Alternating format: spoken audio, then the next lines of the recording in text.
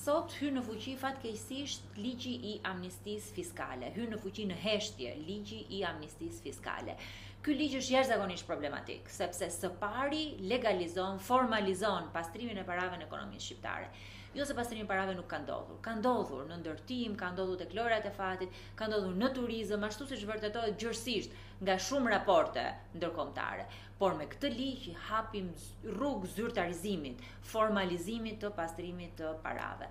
Së dyti, ky ligj do të nxjisë ekonominë informale, do të nxjisë mos pagimin e taksave në të ardhmen, dhe së treti është kaq i padrejtë ndaj bizneseve që kanë vite që paguajnë taksa, bizneseve që janë mbyllur vetëm se nuk pagonin dot taksa, sepse sot kushdo që ka operuar atje edhe në zez do ketë mundësi që ta legalizojë ligjëroj biznesin e tij.